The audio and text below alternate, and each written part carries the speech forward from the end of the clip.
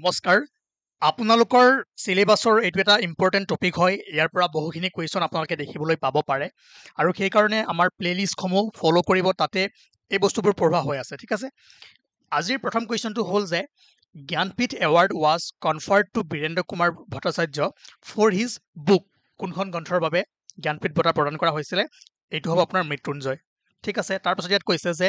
worship of linga and yoni is indicated by লিংগ আৰু যোনিৰ পূজাৰ ইংগিত ক'ত দিয়া হৈছিলে আমি জানো যোগিনী তন্ত্ৰ ঠিক আছে তাৰপাছত মই আকৌ কওঁ যে বীৰেন্দ্ৰ কুমাৰ ভট্টাচাৰ্যৰ ওপৰত অলপমান চাই থৈ দিব যে তেওঁ অসমৰ প্ৰথমগৰাকী ব্যক্তি আছিলে যিয়ে জ্ঞানপীঠ এৱাৰ্ড লাভ কৰিছিলে যিটো হায়েষ্ট লিটাৰেৰী এৱাৰ্ড হয় ঠিক আছে ইণ্ডিয়াৰ আৰু মৃত্যুঞ্জয় এইখন গ্ৰন্থৰ বাবে তেওঁ জ্ঞানপীঠ এৱাৰ্ড লাভ কৰিছিলে আৰু ইয়াৰুইংগমৰ কাৰণে সাহিত্য একাডেমী বঁটা লাভ কৰিছিলে আপোনালোকে খেলি মেলি নকৰিব মৃত্যুঞ্জয় আৰু ইয়াৰুইংগমৰ মাজত বাকী তেওঁৰ যিবোৰ ৱৰ্কছ আছে কৰ্মৰাজি আছে ইয়াতে মেনশ্যন কৰা হৈ আছে এবাৰ দুবাৰ চাই ল'ব ঠিক আছে তাৰপাছত এই কুৱেশ্যনটো মন কৰক the Assamese novel Abhijatri is based on the life and works of Abhijatri কোনে লিখিছিলে নিৰুপমা বৰগোহাঁই আৰু কাৰ লাইফৰ ওপৰত লিখিছিলে এইটো মনত ৰাখিব যে চন্দ্ৰপ্ৰভা শইকীয়ানী ঠিক আছে চন্দ্ৰপ্ৰভা শইকীয়ানীৰ লাইফৰ ওপৰত এই অভিযাত্ৰী নভেলখন লিখিছিলে ঠিক আছে তাৰপিছত মই এটা কথা কওঁ আপোনালোকে এই টপিকটোৰ সকলোবোৰ বস্তু মই পিন কৰি দিছোঁ প্লেলিষ্টটো তাতে সকলোবোৰ পাই যাব প্ৰত্যেকজন ব্যক্তিৰ বিষয়ে আৰু কম সময়ত মাত্ৰ 1 বা 2 আৱাৰ্ছত আছাম লিটাৰেচাৰ কালচাৰ এইখিনি কভাৰ কৰিব পাৰিব ঠিক আছে বা আপোনালোকে PDF খিনিও যদি লয় তাতে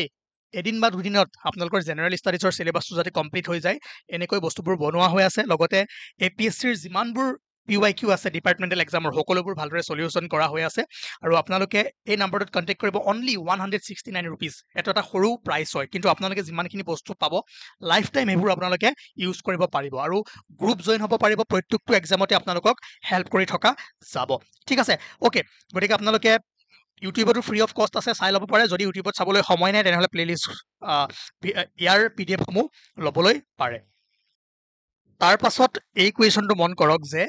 হুইচ অফ দ্য ফলোয়িং সত্ৰ was established by Sankardev within the Koch kingdom of Naranarayan এইটো মনত ৰাখিব পাটবাউসী সত্ৰ শংকৰদেৱে কোচ কিংডমত প্ৰতিষ্ঠা কৰিছিলে তাৰপাছত who visited the Koch kingdom during the reign of Naranarayan এইটো আপোনালোকে নিশ্চয় জানে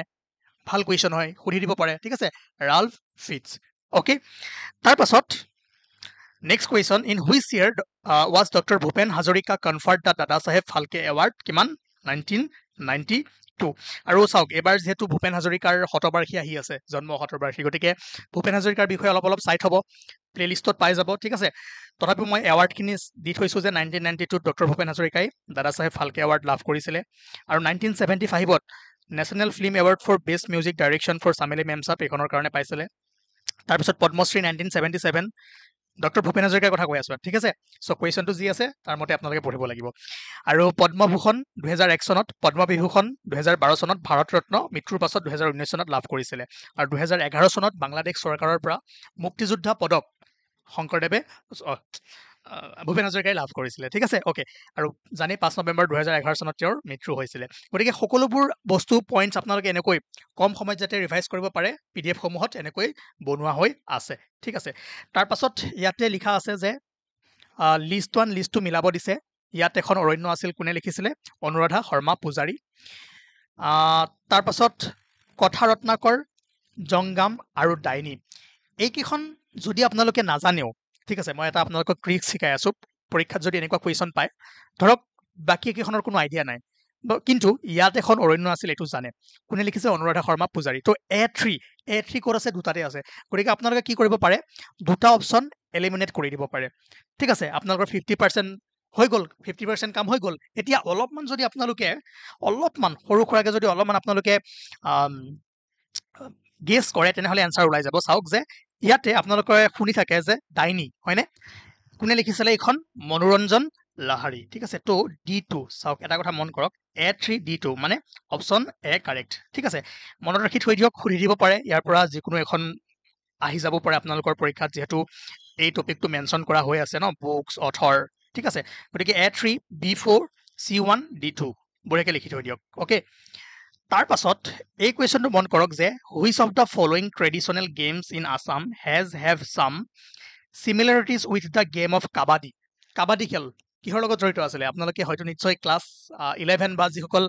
চেবাৰ ষ্টুডেণ্ট আছে তেওঁলোকে ক্লাছ 11 বা 12ৰ যিখন আমাৰ ML অসমীয়া বুক আছিলে টেক্সট বুক আছিলে তাতে পাইছিলোঁ হয়নে কিহৰ লগত আছিলে হাউ গুডু হয়নে নাই মনত পৰিছে হাউ গুডু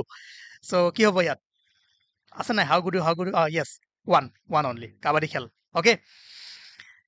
তাৰ পাছত ইয়াত কৈছে যে what is the name of first Assamese grammar book প্ৰথম অসমীয়া ব্যাকৰণ পুথিখনৰ নাম কি আছিলে গ্ৰামাৰ অফ আছামিজ লেংগুৱেজ ঠিক আছে তাৰ পাছত the first Assamese play based on Ramayana was চাওক মই প্ৰত্যেকটো ক্লাছতেই এটা বা দুটা হোমৱৰ্ক দিওঁ আৰু এইটো মোৰ নিয়ম কাৰণ আপোনালোকৰ পাৰ্টিচিপেশ্যনটো মই চাবলৈ বিচাৰোঁ যে ভালদৰে ক্লাছটো চাই আছে নে নাই সেইকাৰণে এইটো কৰিবলৈ ট্ৰাই কৰিব ঠিক আছে what is the first Assamese play based on Ramayana was Ram Vijay Ram নৱমী চিহ্নযাত্ৰা পত্নী প্ৰসাদ কৰি ল'ব ঠিক আছে অ'কে তাৰ পাছত নেক্সট কুৱেশ্যন ইয়াত কৈছে যে a famous writer from Arunachal Pradesh was conferred the Sahitya Akademi award in Assamese language category অৰুণাচলত আছিলে ঠিক আছে এইটো মনত ৰাখিব যে মৌন উঠ মুখৰ হৃদয় এইখনৰ কাৰণে এইখন গ্ৰন্থৰ বাবে ইয়েছে দৰ্জী থংছে এই অৰুণাচলৰ এইগৰাকী সাহিত্যিকে বা লেখকে আমাৰ অসমীয়া ভাষাত সাহিত্য একাডেমী এৱাৰ্ড লাভ কৰিছিলে বস্তুটো মনত ৰাখিব ঠিক আছে তাৰপাছত কিছুমান আপোনালোকৰ ইম্পৰ্টেণ্ট আত্মজীৱনী বা অট'বায়োগ্ৰাফীৰ নাম লিখিব লক্ষ্মীনাথ বেজবৰুৱাৰ মোৰ জীৱন সোঁৱৰণ হৰকান্ত শৰ্মা মজুমদাৰ বৰুৱাৰ সাদৰ আমিনৰ আত্মজীৱনী ৰজনীকান্ত বৰদলৈ আত্মজীৱন চৰিত ঠিক আছে ৰুবুল মাউতৰ মোৰো এটা সপোন আছিলে লিখা হৈ আছে এবাৰ প'জ কৰি ধুনীয়াকৈ পঢ়ি দিয়ক তাৰ পাছত ইয়াত আপোনাৰ লিষ্ট 1 লিষ্ট 2 মিলাব দিছে অথৰ আৰু বুক চাওক ৰাম নৱমী গুণাভিৰাম বৰুৱা নিশ্চয় জানে আপোনালোকে তাৰপিছত যদি ভালদৰে মন কৰে আনন্দৰাম ঢেকিয়াল ফুকন অসমীয়া ল'ৰাৰ মিত্ৰ ঠিক আছে হেমচন্দ্ৰ বৰুৱা কি আছিলে অসমীয়া ব্যাকৰণ আৰু সাদৰ আমিনৰ আত্মজীৱনী হৰকান্ত শৰ্মা বৰুৱা গতিকে এইটো আপোনালোকে ভালদৰে মনত ৰাখক ইয়াৰ পৰা কুৱেশ্যন এটা তুলি দিব পাৰে ঠিক আছে মই মাৰ্ক কৰি দিয়া নাই কৈ দিছোঁ আপোনালোকে নিজে মাৰ্ক কৰি লওক এবাৰ ইয়াত কৈছে যে who is the author of the book অঘৰী আত্মাৰ কাহিনী নামৰ গ্ৰন্থখনৰ লেখক কোন আছিলে সৈয়দ আব্দুল মালিক আৰু হুজ নিকনেম ইজ জ্ঞান মালিনীৰ কবি বুলি কাক জনা যায় মাফিজুদ্দিন আহমদ হাজৰিকা ঠিক আছে লিষ্টখন দিয়া হৈ আছে আপোনালোকে প্লেলিষ্টত যাওক পঢ়ক গৈ সকলোবোৰ বস্তু একদম যিমানখিনি বস্তু লাগে সিমানখিনি দিয়া হৈ আছে ঠিক আছে তাৰপাছত who gave the Kalaguru title to Bishnuprasad Rabha Bishnu ৰাভাক কোনে কলাগুৰু টাইটেল দিছিলে এইটো মনত ৰাখিব যে সৰ্বপল্লী ৰাধা কৃষ্ণনে দিছিলে ঠিক আছে তাৰপাছত the name of autobiography of doctor Rubul মাউথ এইমাত্ৰ আমি চাই আহিলোঁ কি আছিলে মোৰো এটা সপোন আছিল তাৰপাছত ইয়াতে আপোনাৰ লিষ্ট 1ত ব্যক্তিৰ নাম আৰু এইফালে তেওঁলোকক কি নামেৰে জনা যায় চাওক বিষ্ণুৰাম মেধি কি আছিলে লৌহ মানৱ অসমৰ জানে আপোনালোকে C2 আৰু C2 এটাই আছে চাওক গোটেইখিনি মিলি আছে আৰু ইয়াৰ বিষয়ে আপোনালোকে পাই যাব প্লেলিষ্টত পাব আদাৰৱাইজ PDF পাই যাব একদম যিখিনি ইম্পৰ্টেণ্ট হয় ইমানখিনি বস্তুৱে আপোনালোকক দিয়া হৈ আছে তাৰপাছত হেমচন্দ্ৰ বৰুৱা কি কয় ত্যাগবীৰ D4 দেন আপোনাৰ আনন্দীৰাম দাস বনকুঁৱৰ পাৰ্বতী প্ৰসাদ বৰুৱা গীতি কবি ঠিক আছে আৰু বহুত ভাল ভাল গান আছে তেওঁৰ নিশ্চয় শুনিছেই ইয়াতে আপোনাৰ লিষ্ট 1ত প্লেচৰ নাম আৰু লিষ্টটোত কোনখন ডিষ্ট্ৰিক্টত আছে সেইটো সুধিছে পথৰুঘাট বেলেগ নাজানিলেও আপোনালোকে জানে পথৰুঘাট দৰঙত আছে এইটো হিষ্টৰিকেল প্লেচ হয় সকলোৱে শুনি আছে গতিকে B1 যদি আপোনালোকে মন কৰে এটাতে আছে বাকী কেইখন ঠাই নাজানিলেও আপোনালোকৰ এনচাৰ ওলাই আছে তথাপিও চাই থৈ দিয়ক যে ঘুগুহা দল আছে আপোনাৰ ধেমাজিত সংখ্যাদেৱী আৰ্কিঅলজিকেল চাইট আছে আপোনাৰ হোজাইত আৰু বাদুলি খুৰুং ক'ত আছে নগাঁও ডিষ্ট্ৰিক্টত আছে ঠিক আছে তাৰ পাছত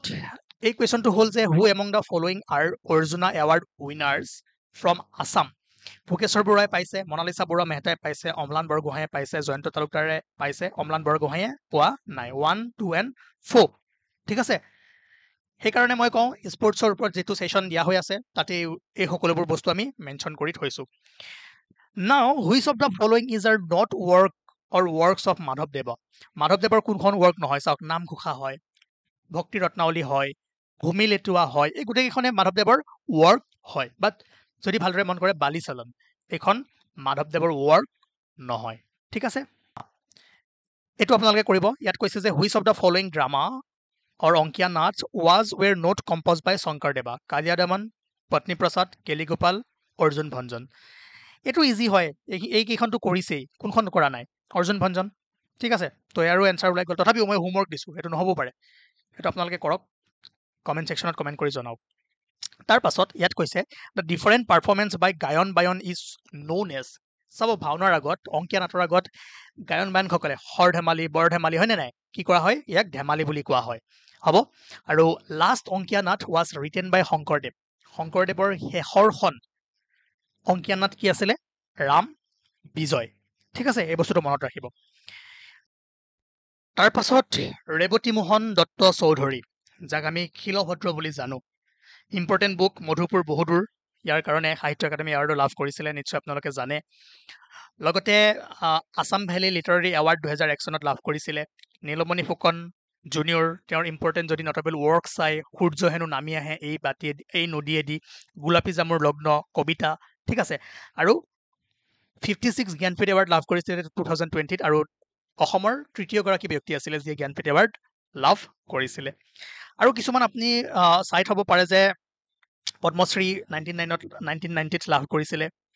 সাহিত্য Akademi award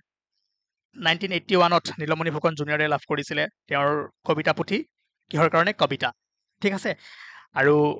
he received the Sahitya Akademi fellowship, the highest literary honor in India given by Sahitya academy,